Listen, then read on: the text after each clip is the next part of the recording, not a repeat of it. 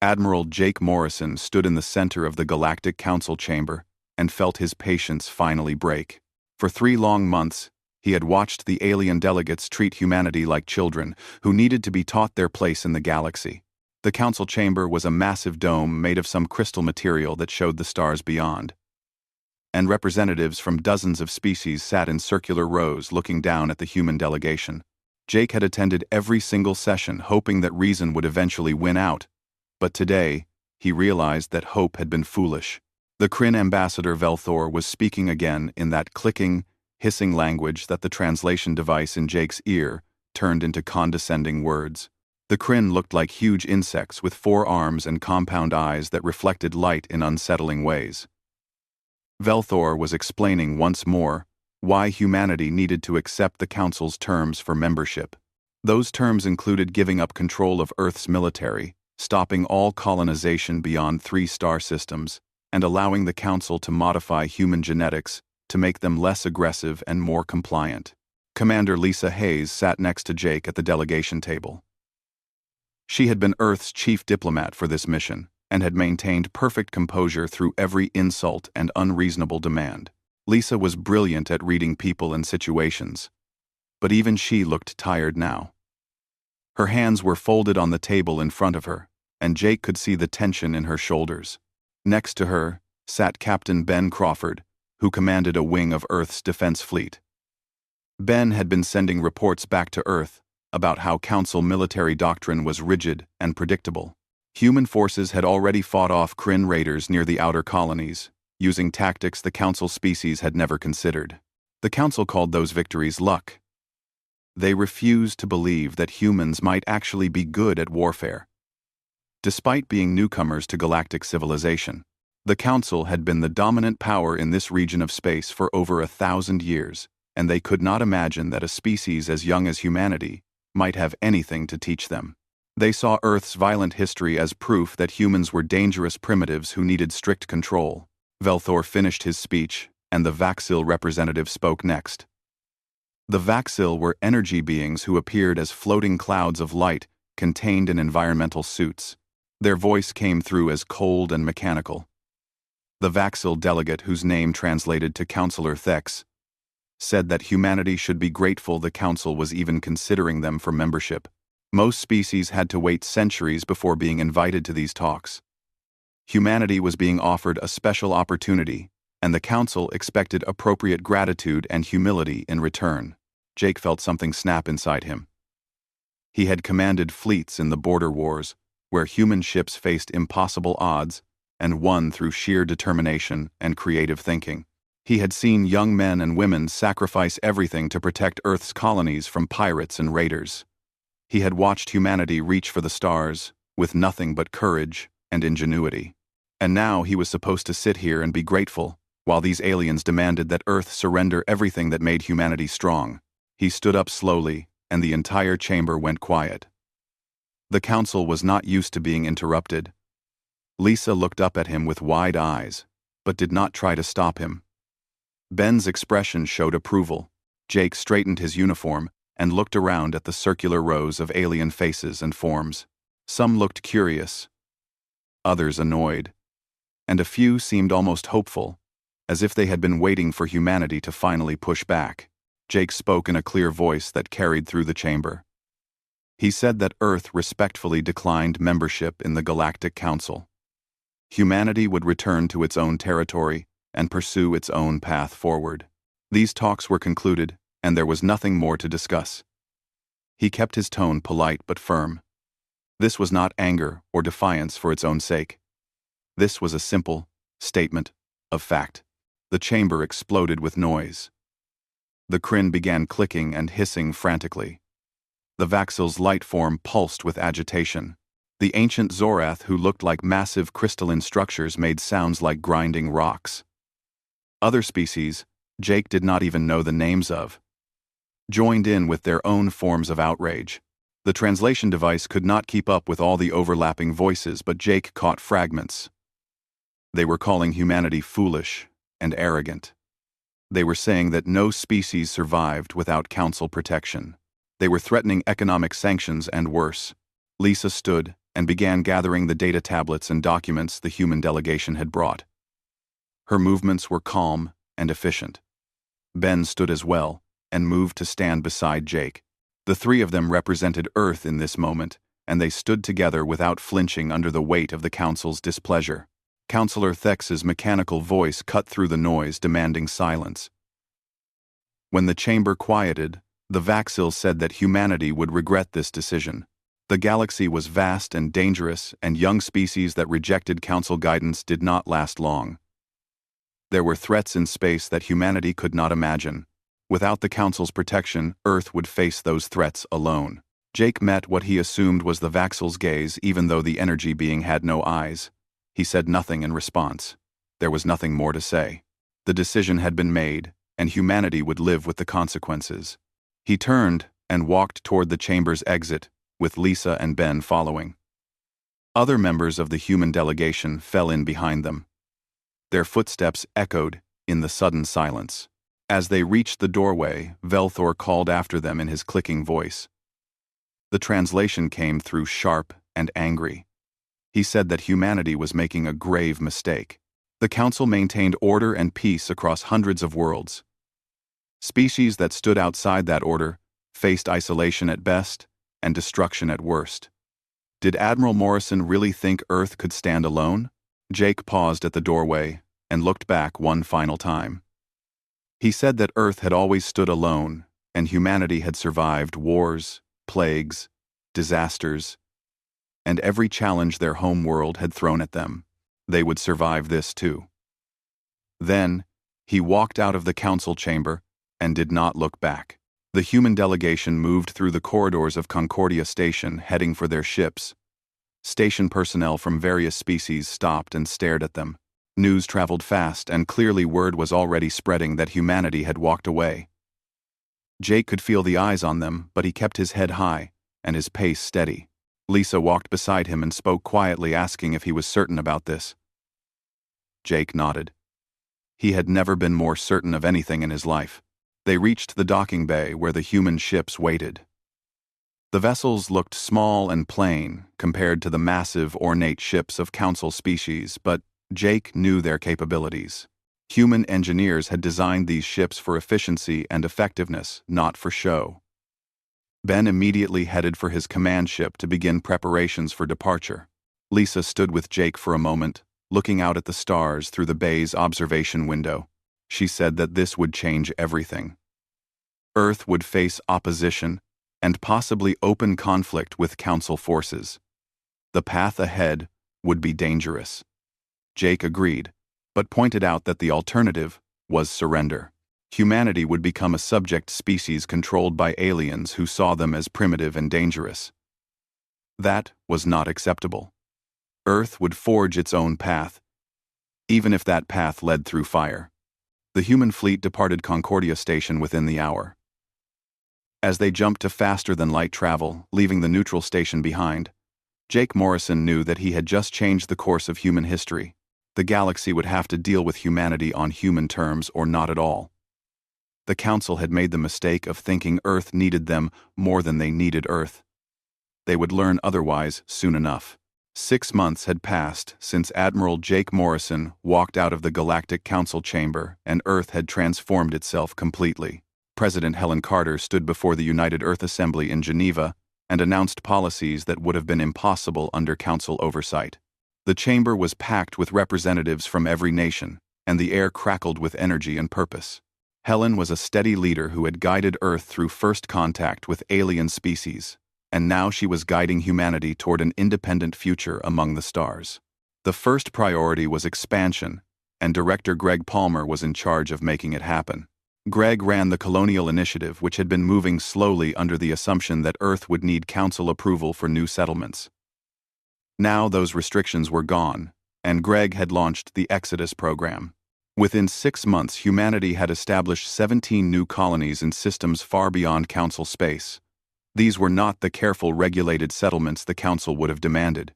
These were bold ventures into unknown territory, where colonists knew they would face hardship and danger, but also freedom and opportunity. Each colony was designed to become self-sufficient quickly. Earth sent supplies and support. But the colonists knew they could not depend on constant help from home. They built communities that could grow their own food, manufacture their own goods, and defend themselves if necessary. The colonies represented humanity at its best. People willing to risk everything for a chance at something better. Greg visited each colony personally and came back with reports of thriving settlements that exceeded every expectation. While Greg pushed humanity outward into space, Dr. Emma Rodriguez pushed the boundaries of science and technology. Emma ran the Advanced Research Division, and she had been quietly frustrated during the peace talks. The Council had demanded that humanity abandon certain research areas that they considered too dangerous. Technologies involving quantum mechanics, artificial intelligence, and genetic modification were supposedly restricted to Council oversight. Without those restrictions, Emma's teams had made breakthroughs that stunned even her. The first major achievement was quantum entanglement communication. Council species still used faster-than-light messages that took hours or days to travel between star systems. Human scientists had developed a communication system using quantum-entangled particles that transmitted information instantaneously across any distance.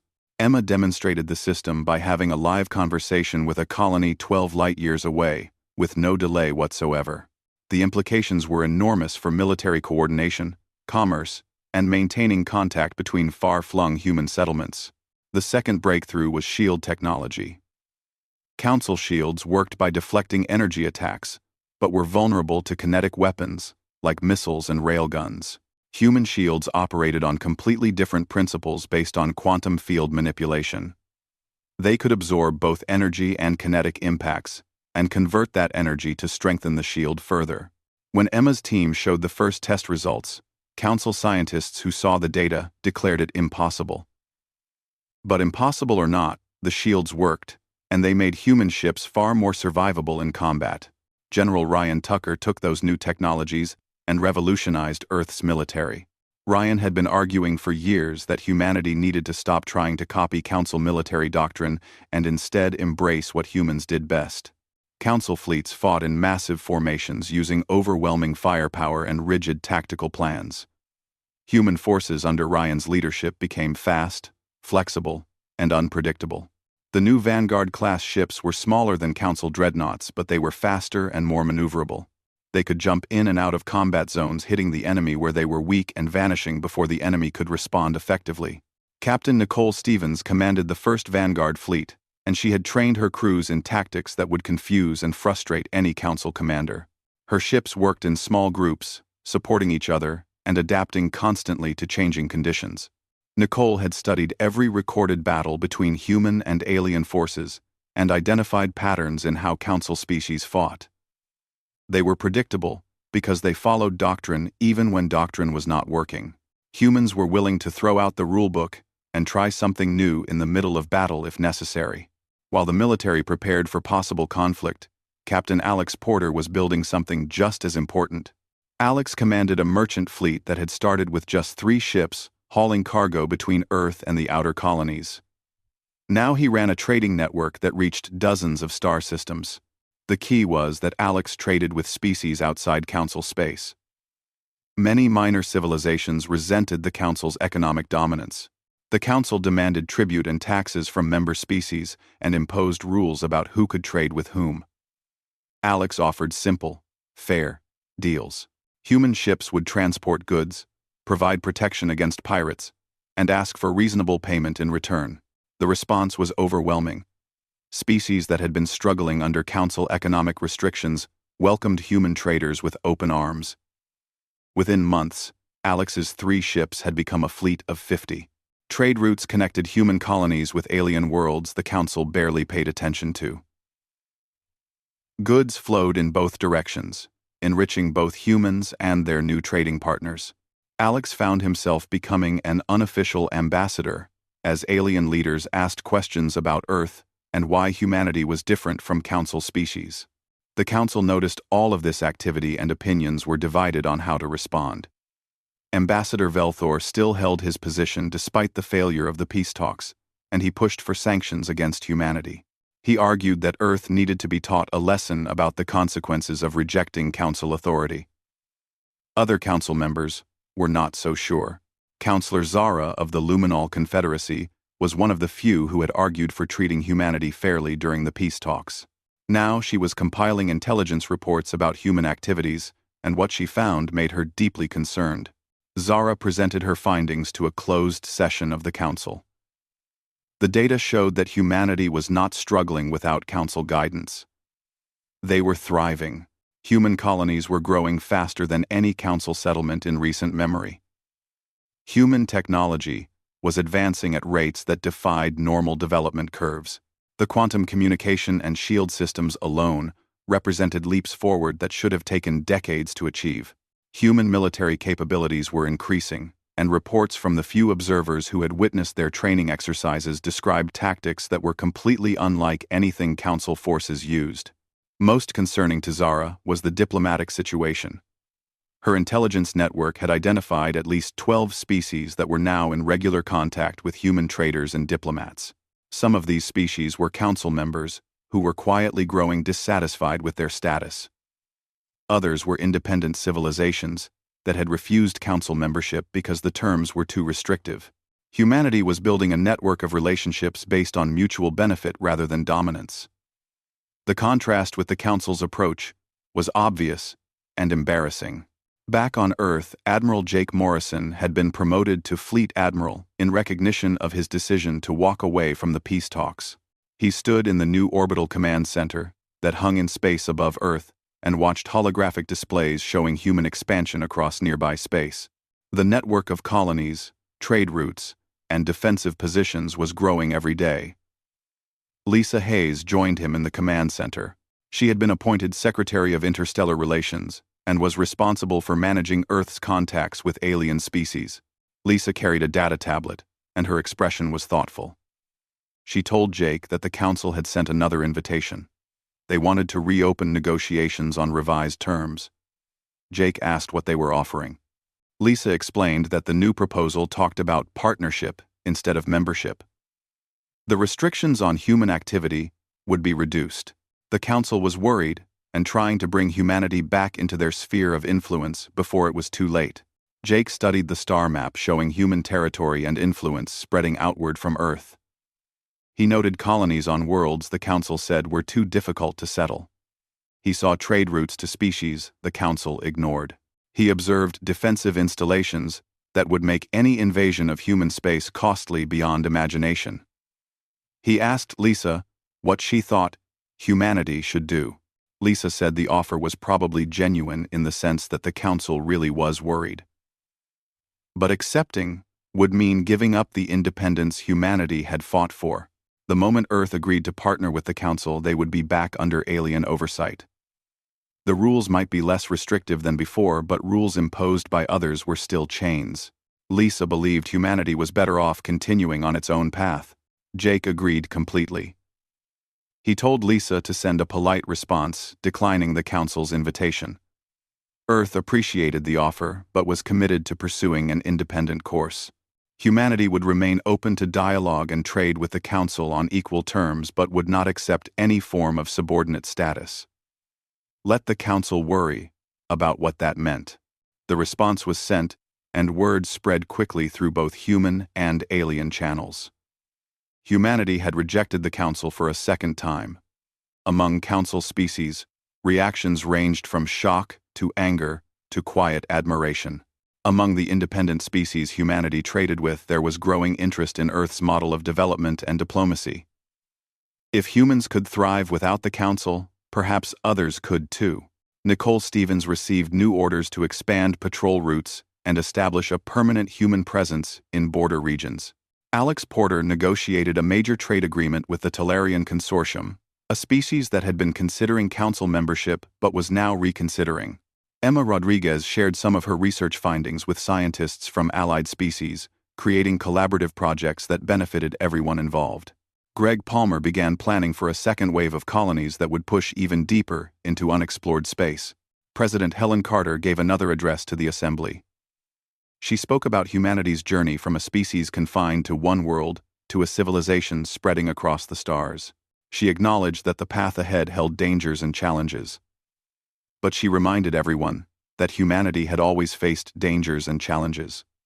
Earth had survived and grown stronger every time. Walking away from the Council had been frightening, but it had also been necessary. Humanity's strength came from freedom and independence. As long as Earth remained true to those values, the future was bright and full of possibilities beyond imagination. The alarm systems throughout Earth Command activated simultaneously, and Fleet Admiral Jake Morrison was in the operations center within minutes. The message from New Haven Colony came through on the quantum communication system, and the words were clear and terrifying. Kryn warships had entered orbit around the colony world and were demanding immediate surrender. Governor Chris Bennett's voice was steady despite the situation, but Jake could hear the underlying tension. Chris reported 3 Kryn heavy cruisers and 1 dreadnought in orbit above the colony. That was enough firepower to reduce the settlement to ash, and the Kryn commander had given them 1 hour to comply with Council authority or face destruction. Jake felt cold fury settle into his chest, but he kept his voice calm as he acknowledged the message. He told Chris to stall for time and keep the population in the shelters. Help was coming. He cut the connection and immediately activated Operation Guardian Protocol. This was the contingency plan human military planners had developed for exactly this scenario. The Council, or one of its member species, attempting to force humanity back to the negotiating table through military action. Every ship and crew that was part of Guardian Protocol had been on standby for months, ready to move at a moment's notice. Captain Nicole Stevens was aboard the Defiance when the alert reached her. She and her Vanguard fleet had been conducting exercises near the border between human and Council space. They were less than 3 hours from New Haven at maximum jump speed. Nicole brought her fleet to combat readiness and plotted the jump coordinates personally. She had trained for this moment, and now it was here. Her crew was sharp and ready. The 20 ships under her command represented the best of human naval power. They were about to show the Kryn what a mistake looked like. The Kryn commander orbiting New Haven was named Takresh, and he was confident in his mission. Ambassador Velthor had finally convinced enough council members to authorize a punitive action against humanity. The reasoning was simple. Humanity needed to learn that rejecting the council had consequences. A show of overwhelming force against a human colony would demonstrate council power and bring Earth back to negotiations from a position of weakness.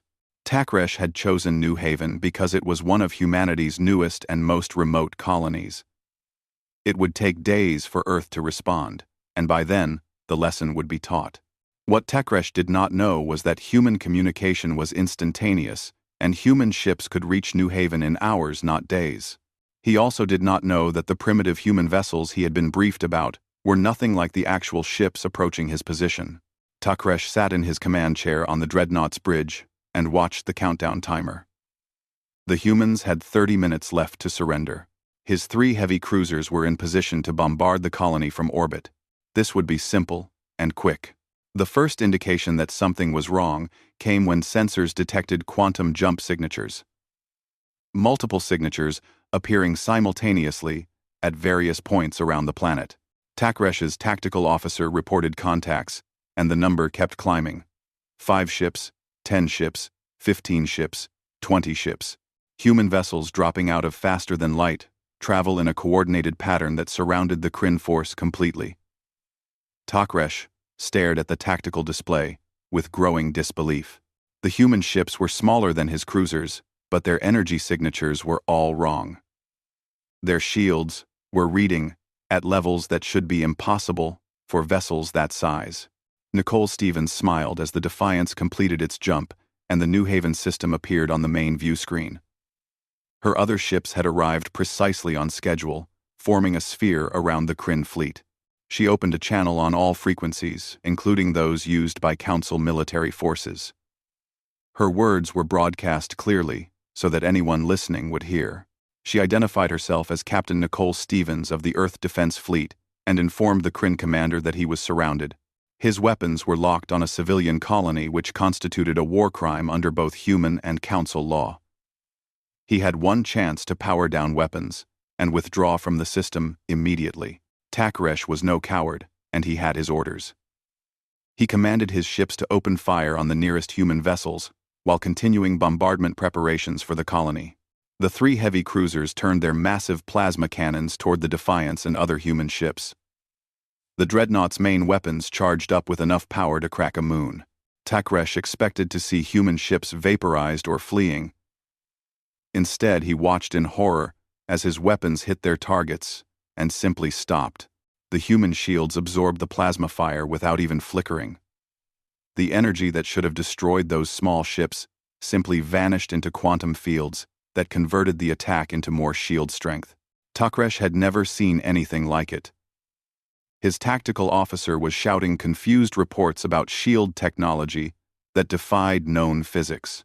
Before Takresh could process what was happening, the human ships returned fire. Human railguns fired solid projectiles accelerated to a significant fraction of light speed.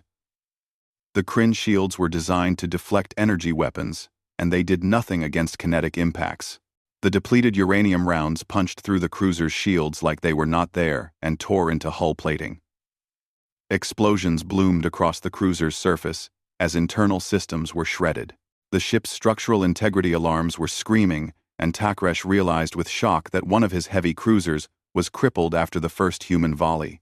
Commander Danny Wright led the fighter wings that launched from the human carriers. Danny's squadrons were flying craft that moved like nothing the Kryn had encountered. They were fast and agile, and they attacked from angles the Kryn weapons could not cover. The dreadnought was massive and powerful, but its weapons were designed for ship-to-ship combat at long range. Danny's fighters swarmed around it, staying too close for the main guns to target effectively. They fired missiles and railgun bursts at specific weak points that human intelligence had identified months ago. The Kryn had designed their ships following Council standard doctrine. That doctrine assumed enemy vessels would fight at predictable ranges, using conventional tactics. It had never accounted for an enemy that would send dozens of small, fast craft to attack a dreadnought at point-blank range.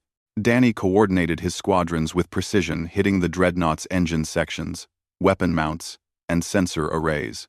Within minutes, the supposedly invincible dreadnought was bleeding atmosphere and listing to one side as its maneuvering systems failed. Takresh watched his fleet fall apart around him. 2 cruisers were crippled, and the third was taking heavy damage, trying to cover the dreadnought's exposed flanks. His own ship was surrounded by human fighters that his gunners could not hit. The shields were holding, but weapons systems were failing one by one. This was supposed to be a simple, punitive action against a weak colony. Instead, it had become a disaster. His communications officer reported that the human captain was hailing again. Nicole's voice came through calm and professional. She told Takresh that his fleet was defeated.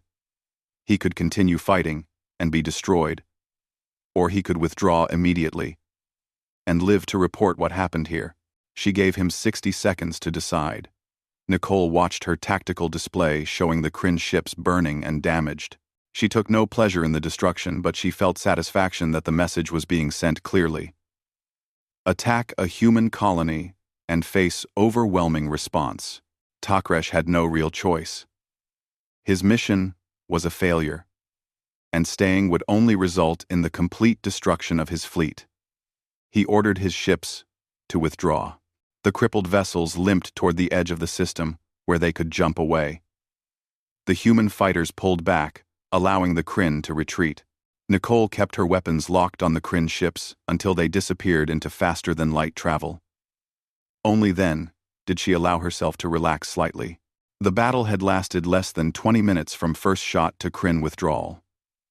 Nicole opened a channel to New Haven and told Governor Chris Bennett that the threat was over. Chris responded with gratitude and relief. The colonists had been watching the battle from the shelters and could hardly believe what they had seen. Human ships had faced a Kryn fleet that should have been able to destroy them, and instead had dominated the fight completely. What neither Nicole nor Chris knew yet was that the battle had been watched by others as well. Dr. Emma Rodriguez had ensured that human satellites around New Haven recorded everything in high resolution. She had arranged for the footage to be transmitted across Council space through channels that could not be blocked or censored. Within hours, the Battle of New Haven was being broadcast on news networks throughout the galaxy. Species that had dismissed humanity as primitive watched in shock as human ships defeated a Kryn assault force using tactics and technology nobody had seen before. The Galactic Council convened an emergency session, and the chamber was filled with angry voices and shocked silence in equal measure. Councillor Thex demanded a full Council military response. Humanity had attacked Council forces, and that aggression could not stand. Other Council members pointed out that the Kryn had initiated the attack on a civilian colony. By any standard of interstellar law, the humans had acted in self-defense. Councillor Zara presented the battle footage and asked a simple question. If a single human fleet could defeat a Kryn assault force this decisively, what would happen if the Council declared war on humanity and faced their full military strength? Ambassador Velthor found himself under intense scrutiny. His intelligence reports had assured the Council that humanity was still decades behind in military technology. The battle footage proved that assessment catastrophically wrong. Human ships had shields that absorbed energy weapons. They had kinetic weapons that penetrated Kryn shields. They had tactics that exploited every weakness in Council military doctrine. Velthor tried to explain that the humans must have been hiding their true capabilities during the peace talks, but his credibility was shattered. Secretary Lisa Hayes, back on Earth, used the moment perfectly. She addressed the independent species that humanity had been building relationships with. She presented evidence showing that the Kryn attack was unprovoked and unauthorized by many Council members. She pointed out that this was how the Council operated. Species that did not submit faced military intimidation. But humanity had proven that intimidation could be resisted. Many species who had suffered under Council arrogance began to see humanity as a potential counterweight to Council dominance. President Helen Carter made a public statement carefully calibrated to sound reasonable while making Earth's position absolutely clear. She said that humanity wanted peace with all species, including Council members. But Earth would not tolerate aggression against its colonies. Any further attacks would be met with overwhelming force. She made no direct threats against the Council itself. But the implication was obvious. Humanity was no longer afraid and would defend itself without hesitation. On the bridge of the Defiance, Nicole Stevens looked down at New Haven Colony spinning peacefully below. The settlement was intact, and the colonists were safe. She ordered her ships to deploy orbital defense platforms around the planet. New Haven would never be vulnerable again. The platforms were equipped with the same shield technology and railguns that had defeated the Kryn fleet. Any future attacker would face a fortress, not a helpless colony. Commander Danny Wright joined Nicole on the bridge after his fighter wings had landed. He asked if she thought the Council would try again. Nicole considered the question carefully. The battle footage was spreading across the galaxy. Every species was now watching to see what humanity would do next and how the Council would respond. She told Danny that the Council was afraid now, and fear made leaders unpredictable. But humanity had sent a clear message. Earth and its colonies were not targets. They were defended by people who knew how to fight and win. That message had been received, and it would change everything. 3 months after the Battle of New Haven, the Galactic Council faced a crisis unlike anything in its 1,000-year history. Councillor Zara of the Luminal Confederacy stood before the full assembly, presenting evidence that made many Council members deeply uncomfortable. Her investigation had revealed that no fewer than 8 member species were secretly negotiating separate agreements with Earth. The carefully maintained balance of power that had kept the Council stable for centuries was collapsing, and the cause was humanity's stubborn refusal to accept subordination. Zara's presentation included intercepted communications and testimony from intelligence operatives. The Talarian Consortium had signed a mutual defense pact with humanity without informing the Council.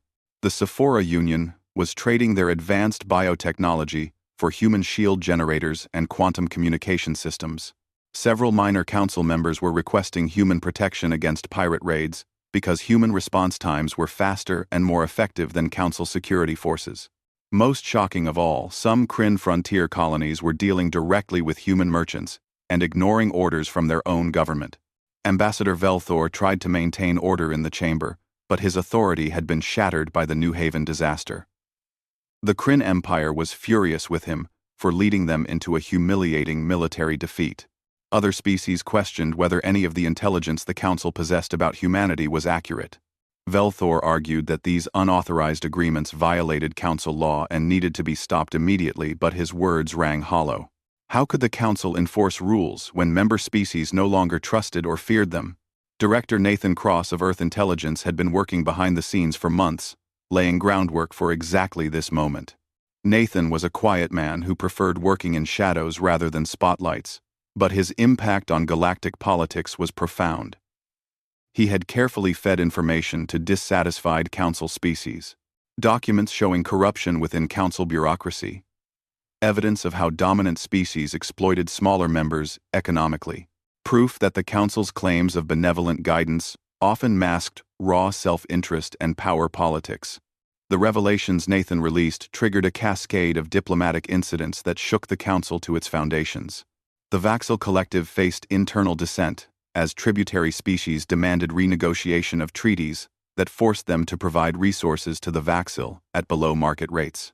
The Zorath hierarchy discovered that several of their client states were secretly purchasing human weapons because they were more effective than Zorath technology.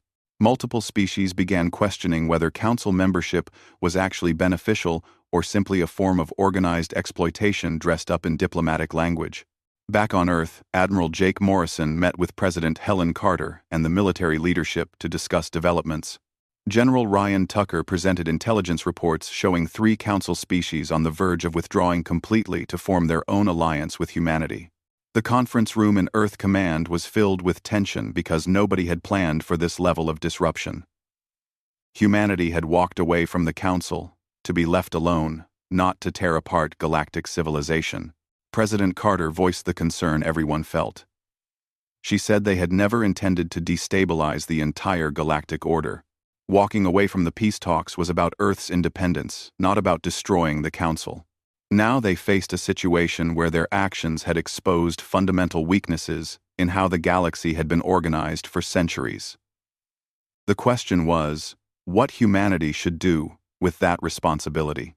Secretary Lisa Hayes had been meeting with representatives from dozens of species, and she brought a perspective from those conversations. She explained that the species reaching out to humanity were not seeking chaos.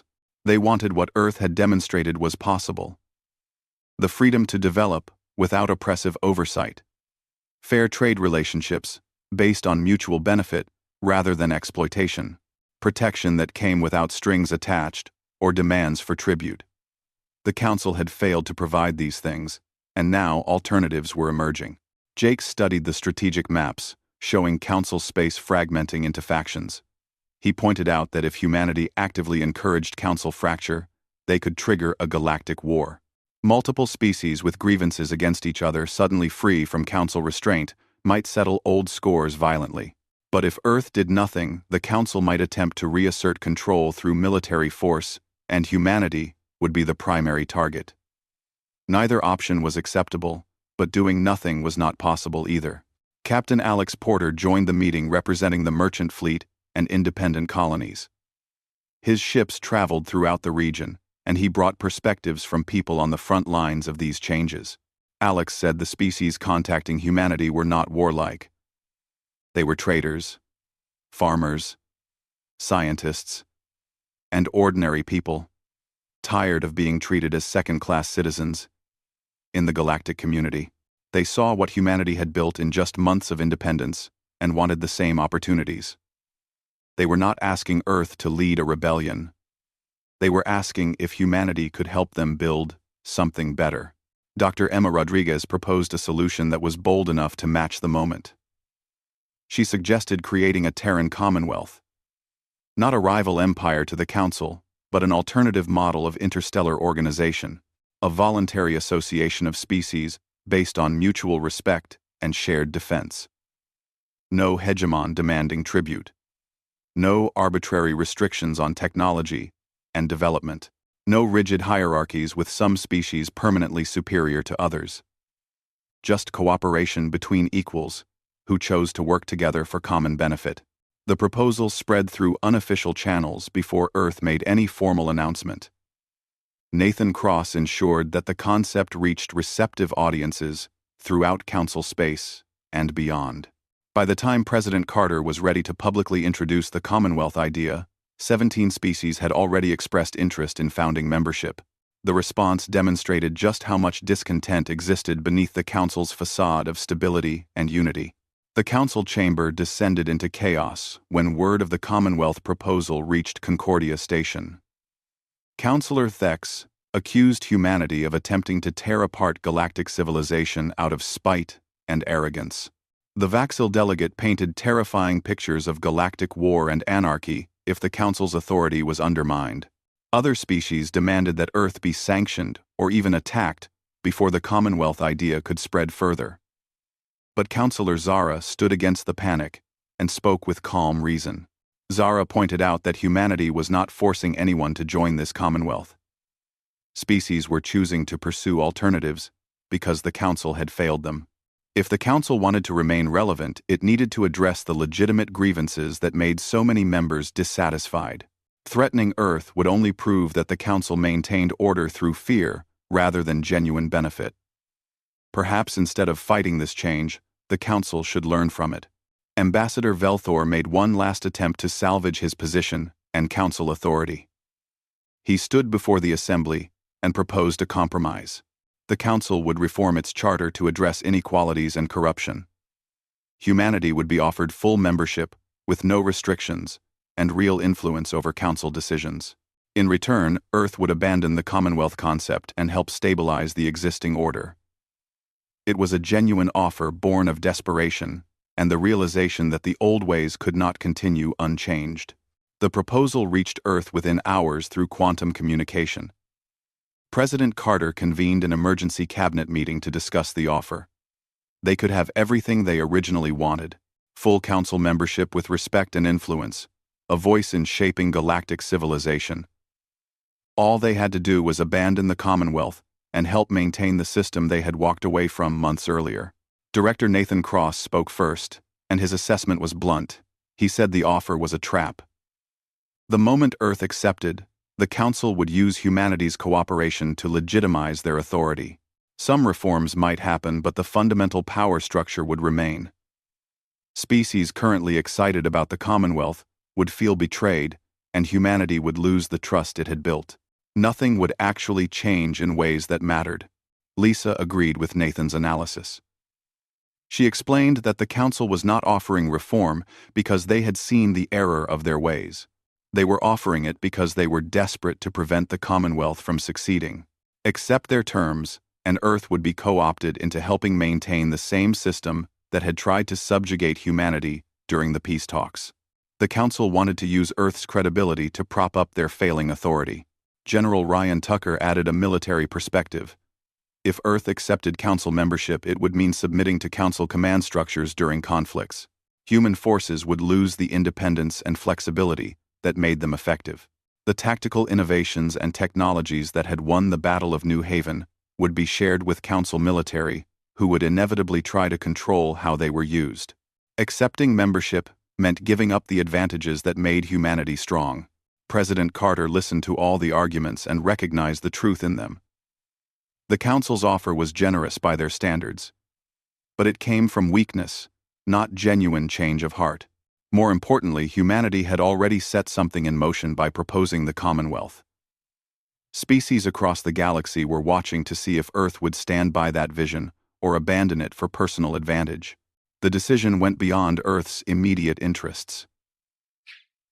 It was about what kind of galactic civilization would emerge from this crisis. She made the decision and recorded the formal response herself. Earth respectfully declined the Council's offer.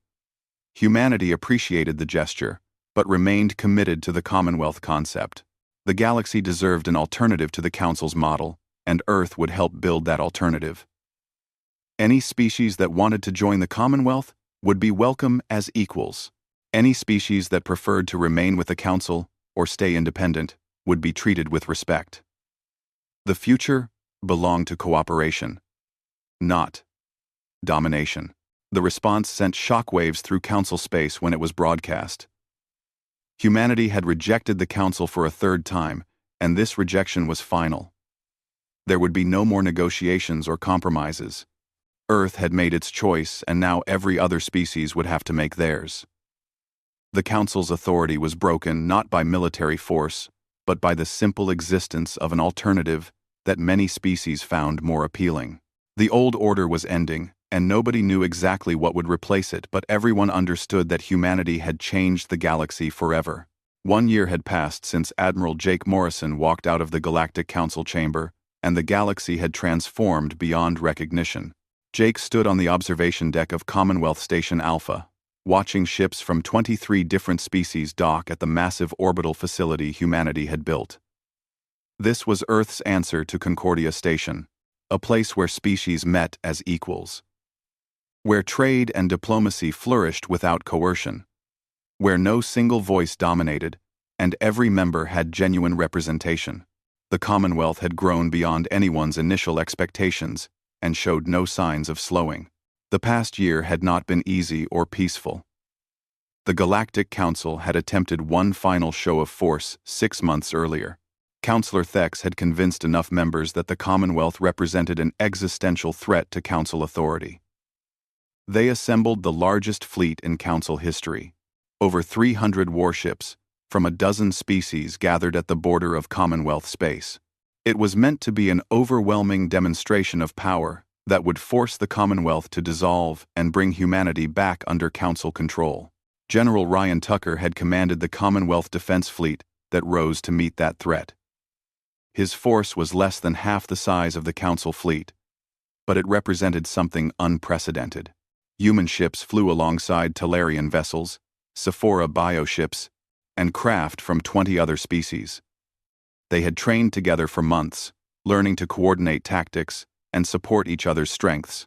When the two fleets faced each other across empty space, both sides knew that any actual combat would be catastrophic.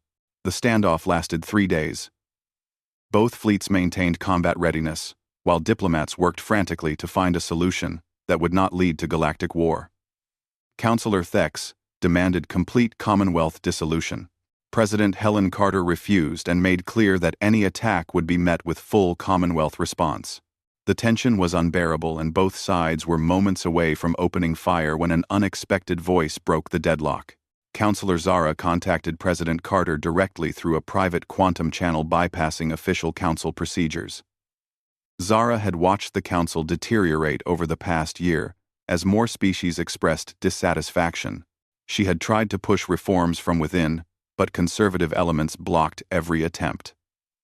Now she saw the fleets facing each other and realized that destroying the Commonwealth would not save the Council. It would only prove that the Council maintained power through violence rather than consent. Zara proposed a compromise that she had negotiated with moderate Council members who were equally desperate to avoid war.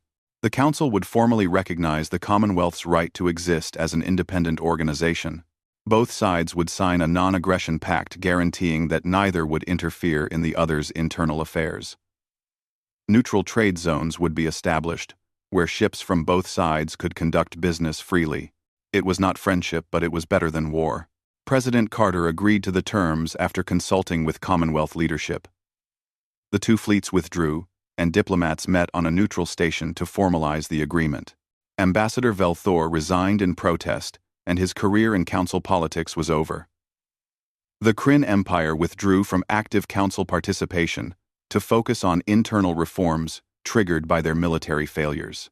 The Council survived, but it was diminished and would never again claim absolute authority over galactic civilization. Captain Nicole Stevens now commanded the Commonwealth Defense Force, which had evolved into a truly multi-species military organization. Her flagship was called Unity, and that name reflected the force's core principle. Different species brought different capabilities, and combining them created something stronger than any single species could achieve alone. Human tactical flexibility worked alongside Talarian shield technology. Sephora biological computing integrated with human quantum systems, and species that humans had barely known a year ago contributed their own unique strengths. Nicole had just returned from exercises near the frontier, where Commonwealth forces practiced responding to pirate raids and natural disasters. The exercises went well, and she was proud of how different species worked together seamlessly. She joined Jake on the observation deck, and they watched the busy traffic around Commonwealth Station. Ships came and went carrying goods, passengers, and diplomatic delegations. This was what galactic civilization could look like when based on cooperation rather than domination. Dr. Emma Rodriguez continued her research, but now she led projects involving scientists from across the Commonwealth.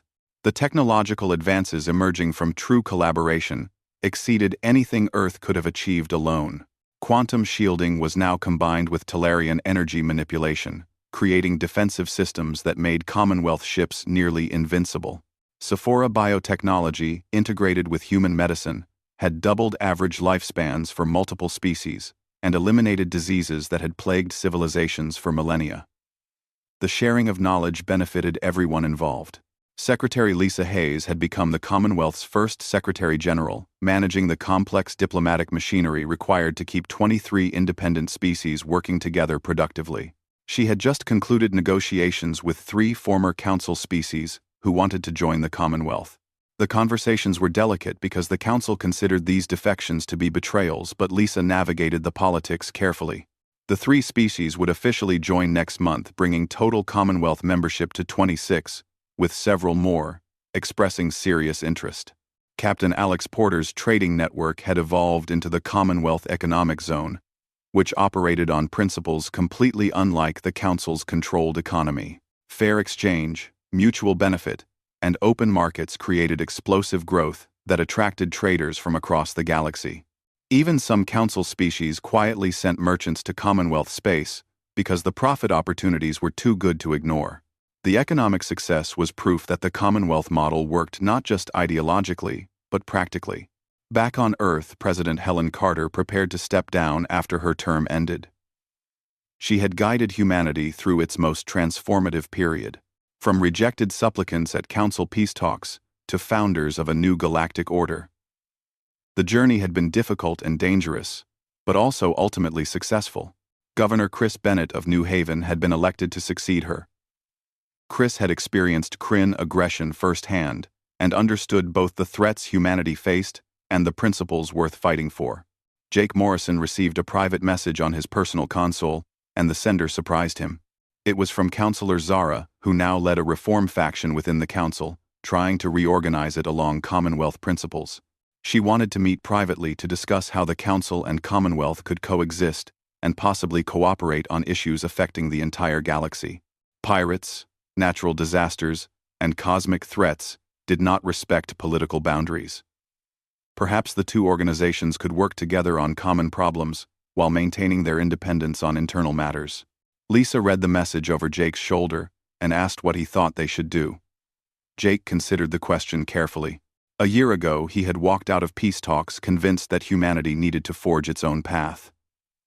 That decision had led to war, diplomatic revolution, and the reshaping of galactic civilization. But it had also created something better than what the Council offered. The Commonwealth was proof that species could work together as equals, without hierarchy or coercion. Jake told Lisa to accept the meeting, but on Commonwealth terms. They would meet in neutral space, at a location convenient for both sides.